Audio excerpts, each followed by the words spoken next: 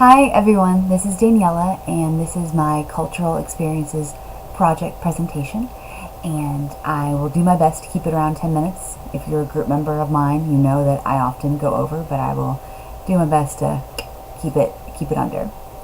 The identity groups that I worked on or worked with or researched on were Puerto Ricans, more specifically Puerto Rican Americans, and Jehovah's Witnesses. The reason I gravitated towards these two areas is because I have the honor of knowing someone who identifies to both and also works in higher education. So, perfect starting point for me for my research. So, overall, out of the 5 learning experiences I did, a couple realizations I had pretty early on. One, that the way we get our information is so important. What's useful information, what's not useful but legit, what's a resource that is reliable and valid. With today, with technology and the internet and whatnot, I think people can gain knowledge through mechanisms that may not be the best way to get research and truth and actual hardy information. After I picked my 2 identity groups, I just went to the library just to see just books and articles and whatnot on Puerto Rican Americans and Jehovah's Witnesses. And I even got a librarian to help me, and she even admitted about the lack of options I had at our library. I was looking for maybe videos or autobiographies or biographies, and there really wasn't much. And that just says right there, if it's not available at a library, where can you find information? So that was pretty interesting. And then this another big point I realized after doing my learning activities was the things that stood out to me while doing them that I think wouldn't have before this semester. I think the readings and the videos and the activities we've done this semester made me a little more aware of how people perceive these identity groups and what they may go through. Definitely can't totally see what they go through, obviously, but it was kind of interesting to see where I started in the semester and where I ended. So hopefully everyone else has similar experiences. I've always considered myself to be a pretty open person, and I could put myself in other people's shoes really easily, and that I respected and understood diverse groups, but I realize now that it's a very optimistic view of that. I don't know as much as I know, and I have so much to learn. We all do, to a certain degree, I'm sure, but I just hope that everyone else is walking away from this experience with that kind of revelation as well. Anyway, the learning activities I did was, first I just YouTubed Jehovah's Witnesses and Puerto Rican Americans, or Puerto Ricans, or just Puerto Rico, just different variances of each identity group. I did the same for also Facebook. With these 2 learning activities, I think the biggest thing I took away was just the stereotypical things that popped up. It was almost awkward to even see this kind of things that came up, and there wasn't very many resources or even groups of people coming together, or like legit websites or videos or groups. I don't know what I was expecting. I was expecting a little more concrete, authentic, not so stereotypical stuff that came up. The third learning activity was obviously my interview with the person I know that's Jehovah's Witness and Puerto Rican American and works in higher education. And that information and that experience was priceless. And she would be open to talking about her experiences to any of us. I really got close to her as she opened up on a personal level of family and friends, and how this being a Jehovah's Witness and a Puerto Rican, half Puerto Rican, has affected her in so many different ways. The biggest thing I probably walked away with that experience was I didn't realize that in the Jehovah's Witness religion, education isn't even promoted that much, for lack of better words. And she explained to me that she more went to what school she had to go to, and she works in schools more for helping her learn her craft to be a better witness. And I thought that was really interesting. I never would have thought that. I was really, really cool. It was really neat to learn about. The fourth thing I did for my learning activities was I went on a campus tour, which I think everyone should do. Everyone that works at UNCW, everyone that's in this program, everyone that wants to work in higher ed. I learned so much in that tour.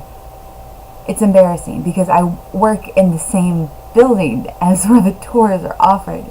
So it was really, really, really, really beneficial. I hope everyone can just take a time out to go. The admissions office does an amazing job. And I even, at the very end of the tour, or more like halfway through, I got really hot. And I left the tour halfway through because of the temperature.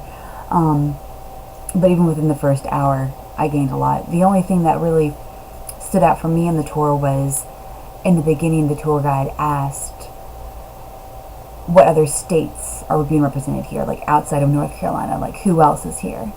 And I was trying to put my mindset as if I was a Puerto Rican American, like if I was coming from Puerto Rico, or not from a state, or just not even Puerto Rican American, just any,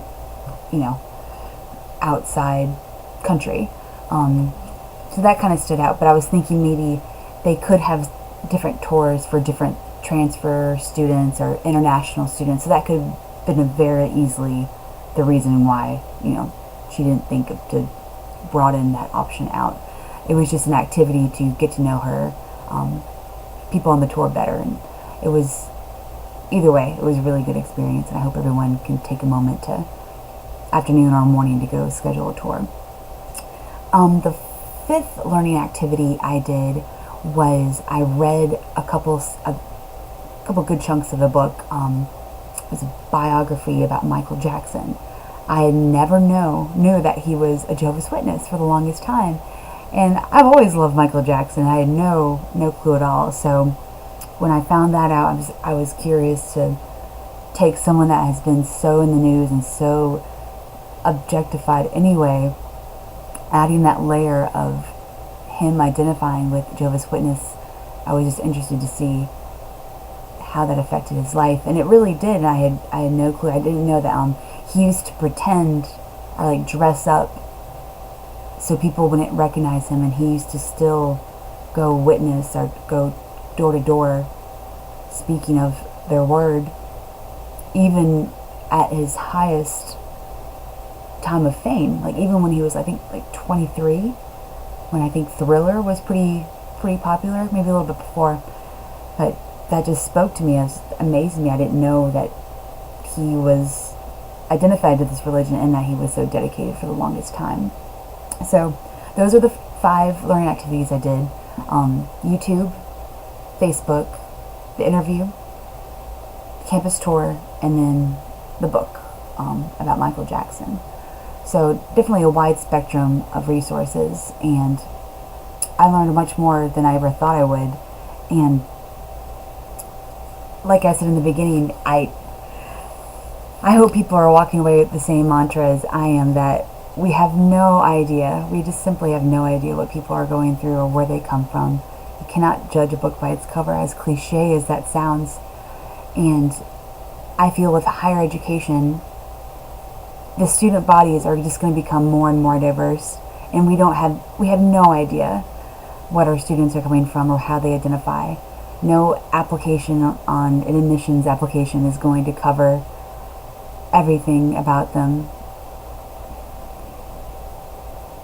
And then I think about how we are so moving forward with online classes and online programs and such, and I feel that within this class and our group, we got to open up a lot about our feelings and our past perceptions of identity groups and what we've been through. And a couple people in my group opened up about how their notions affect the way they work. And I just thought it was so great that we could open up like that.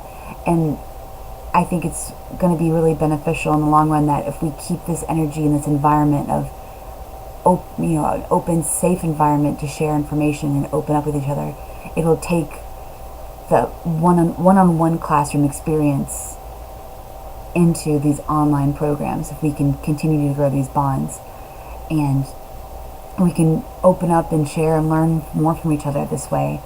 I think that's be a very positive factor of online programs if we can maintain that like this course has. We were encouraged to bring ideas and share stories and become comfortable with our group, and I don't know about my group, I don't want to speak up on their behalf, but I think we shared, and I think we learned from each other, and I hope other groups did too.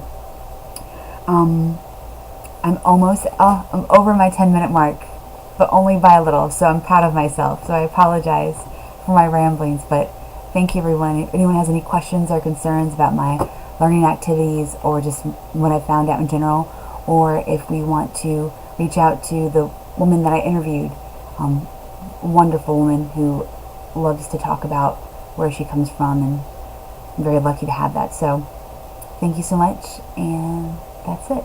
Thank you.